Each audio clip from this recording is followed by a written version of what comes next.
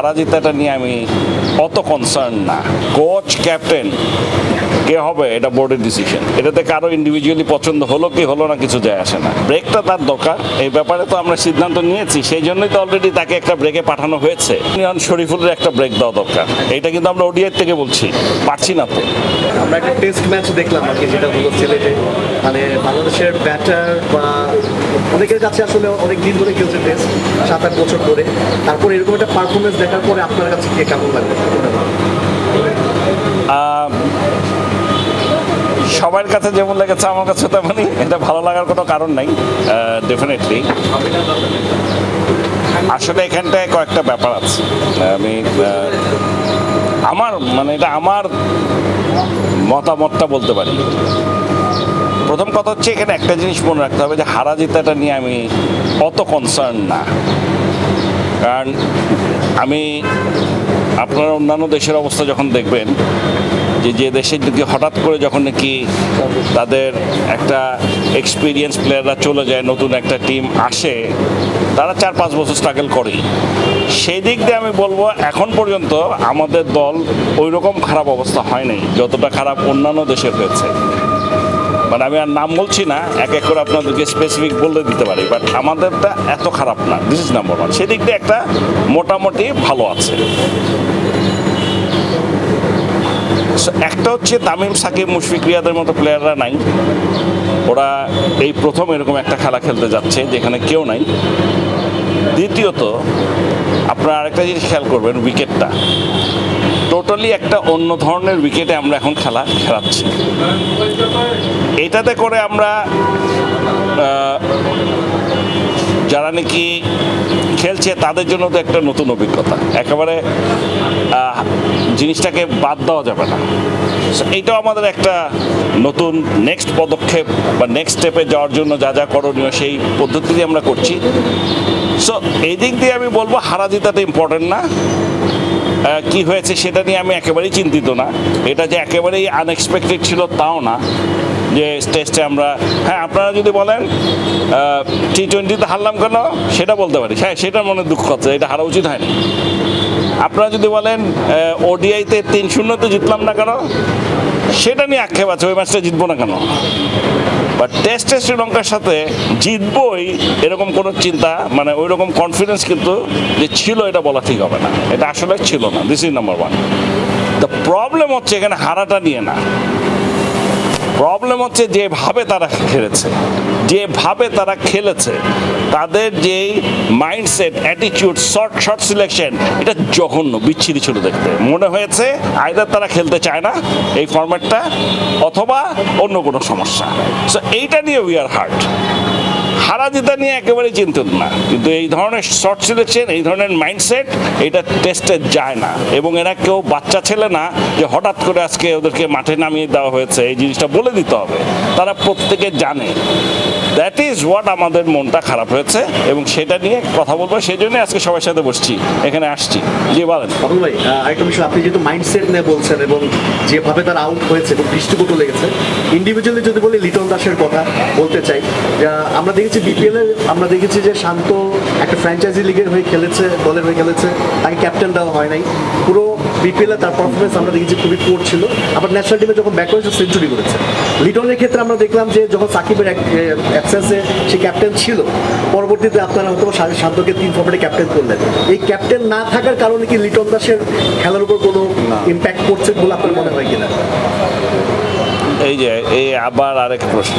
আমি আপনাদেরকে একটা কথা কিন্তু কিছুদিন আগে বলেছিলাম, কোচ ক্যাপ্টেন কে হবে এটা বোর্ডের ডিসিশন, এটাতে কারো ইন্ডিভিজুয়ালি পছন্দ হলো কি হলো না কিছু যায় আসে না। ঠিক আছে, এই ব্যাপারটা আমি একদম ক্ল্যারিফাই করে দিচ্ছি, আবার ক্লিয়ারলি বলে দিতে চাচ্ছি। সো এখন আপনারা বলছেন যে আমাকে যদি জিজ্ঞেস করেন, আমি মনে করি না, কারণ ওর পারফরমেন্স আপনার গত ওয়ার্ল্ড কাপ থেকেই দেখছি দেয়ার ইজ সামথিং রং আমাদের মনে হয়েছে। সেই জন্য কিন্তু ওডিআই থেকেও বাদ পড়েছিল। একটু চিন্তা করে দেখেন, ওর মতো একজন ব্যাটসম্যান, ওপেনার, এত বছর ধরে আমরা যাকে খেলিয়েছি এবং যার উপর আমরা ডিপেন্ড করেছি, অ্যান্ড হি হ্যাজ পারফর্ম, এমন তো না ও খেলা পারে না, বিউটিফুল প্লেয়ার, কিন্তু সামথিং ইজ, কিছু একটা সমস্যা হচ্ছে, সেজন্য আমরা তাকে কিন্তু ওডিআই থেকে ড্রপও করেছি। এর চেয়ে বেশি তো আর বড় সিগন্যাল কিছু হতে পারে না। So there is a problem. আমি আমার দৃঢ় বিশ্বাস এটার সাথে ক্যাপ্টেন্সির কোনো সম্পর্ক আছে বলে আমি মনে করি না। অ্যান্ড টেস্ট ম্যাচটাতেও না খেলালেই ভালো হতো আমাকে যদি জিজ্ঞেস করেন, কিন্তু তখন আপনারা সবাই বলতেন টেস্টে তার এমন রেকর্ড, এই সেই, ওরা কেন বাদ দিল, হুলস্থুল একটা খামাখা মানুষ করতো। কিন্তু ওকে এই সময়টা একটা ব্রেক দিলে আমার ধারণা ভালোভাবেই কাম ব্যাক করে আসতে পারতো, আর একটু কিছুদিন সময় যদি ব্রেক দেওয়া হতো। আমরা এই জায়গায় যে টেস্ট ম্যাচটা না খেলালে ভালো হতো, এবং রাইটলি আপনি জিনিসটা পয়েন্ট আউট করেছেন, খেলে কি করেছে সেটা লিটন প্রমাণ করে দিয়েছে যে আপনি ঠিক ছিলেন। তো এখন তো একটা টেস্ট বাকি পাবন ভাই, যেভাবে আউট হয়েছে আপনি যেটা বললেন, সেঞ্চুরি করা বড় ব্যাপার না, তা হয়ে আমরা অ্যাপ্লাই করছি সেটা হচ্ছে ইস্যু।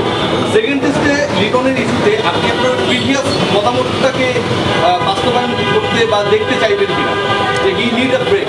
আর না, ব্রেকটা তার দরকার, এই ব্যাপারে তো আমরা সিদ্ধান্ত নিয়েছি, সেই জন্যই তো অলরেডি তাকে একটা ব্রেকে পাঠানো হয়েছে, লো হয়েছিল।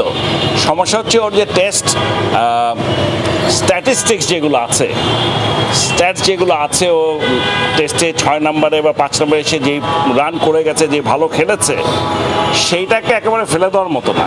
কিন্তু আমরা জানি যে এই সময়টা he needs a break, nothing else. ওকে বাদ দিতে বলছি না, একটা ব্রেক দিলেও আবার কাম ব্যাক করবে। সেই ব্রেকটা আমাদের মনে হয়েছিল দেওয়া উচিত ছিল, কিন্তু কোনো কারণে তাকে এখানটায় তার চেয়ে বড় কথা, যেহেতু মুশফিক আর সাকিব নেই, ওরাও নেই, আবার লিটন দাসে নেই, তাহলে তো একেবারেই মানে এই সব কিছু চিন্তা করে ওকে রাখা হয়েছিল।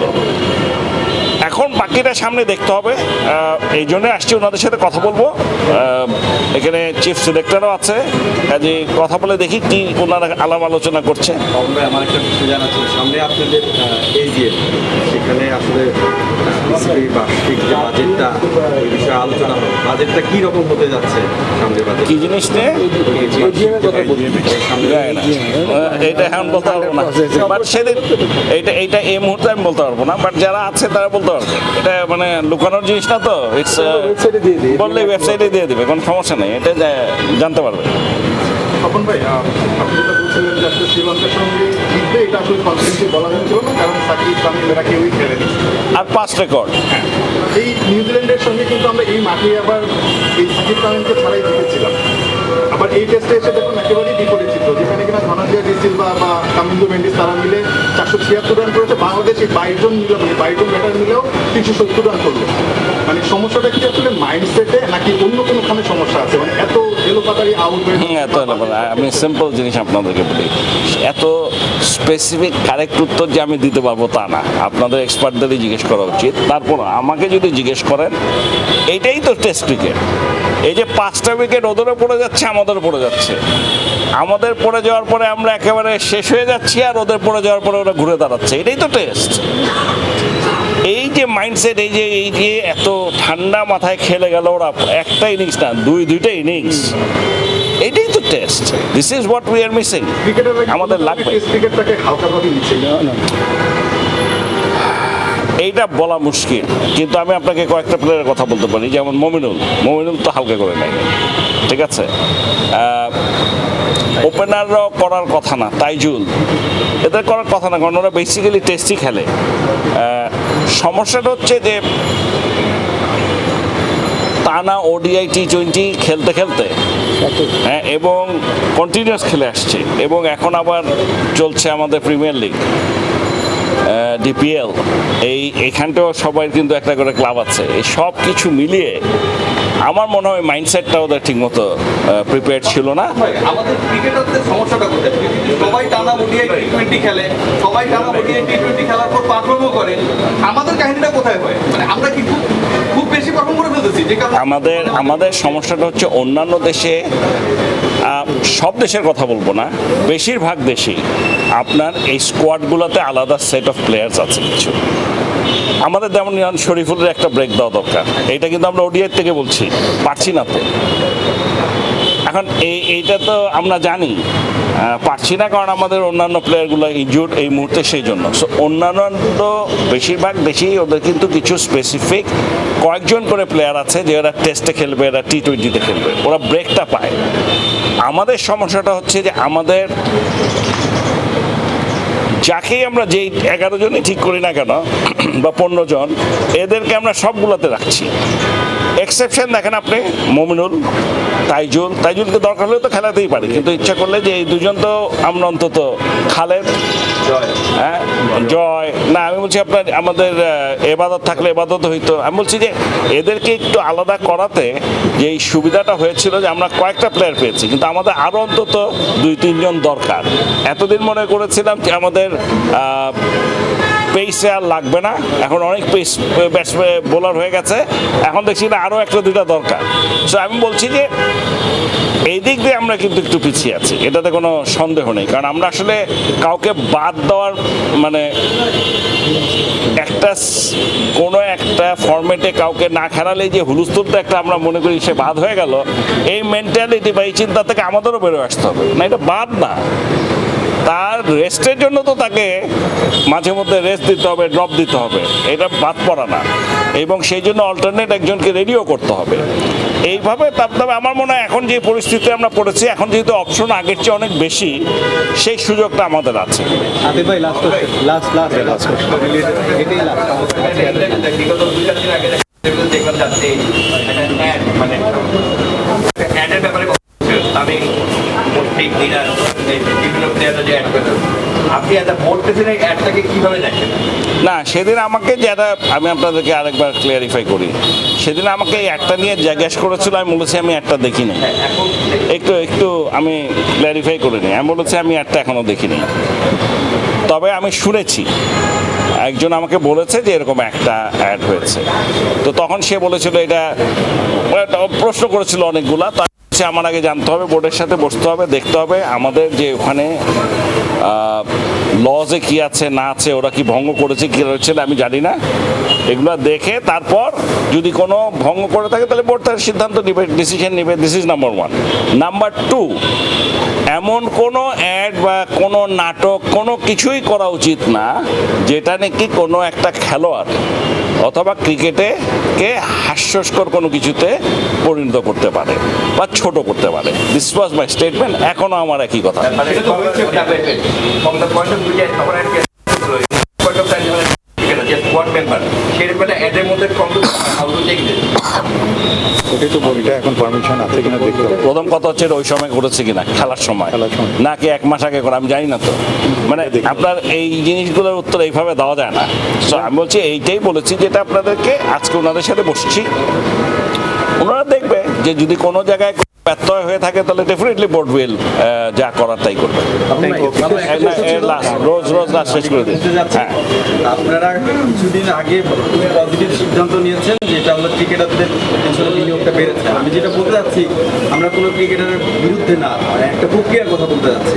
6 লাখ টাকা ছিল ম্যাচ ফি, বিসিবি এটাকে বাড়িয়ে 8 লাখ টাকা করেছে, এবং ক্রিকেট অপারেশন আরও একটা বিষয় নিশ্চিত করেছে, ব্যক্তিগত বোনাস পাশাপাশি পারফরমেন্স বোনাস যারা র্যাঙ্কিং উপরে থাকে, হুইচ ইজ গুড সাইড। কিন্তু কথাটা হচ্ছে, আমি যে প্রক্রিয়ার কথাটা বলছি, যে এরকমভাবে আউট হচ্ছে, যে ক্যাচটা ফেলে দিচ্ছে, যে ম্যাচে ফলাফলে ইম্প্যাক্ট ফেলছে, আসলে এই যে আপনারা বিনিয়োগ করছেন, যেটা করতে পারছেন না, যেটা করা উচিত অযোধ্যা থাকার পর, মেধা থাকার পর, আসলে যেমন বোনাসটা দিচ্ছেন তেমন জরিমানার একটা প্রক্রিয়া থাকা উচিত কিনা? একটা প্রক্রিয়ার কথা বলছেন, কারণ বিরুদ্ধে বলছেন না জরিমানা থাকা তো জরিমানা করা যায় কিনা। আমি বলছি জরিমানা তো করতে পারলে ভালোই হইতো, কিন্তু এরকম তো কোথাও হয় না। আপনাদের এই জিনিসটা মনে বুঝতে হবে যে এটা জরিমানা কি, এখানটায় সে বাদ পড়বো ওই ফরম্যাট থেকে, তাহলে তো শেষ, তাহলে তো কিছুই পেলো না। এর চেয়ে বেশি জরিমানা আর কি হতে পারে? ওকে, থ্যাংক ইউ। বিজয় দিবসের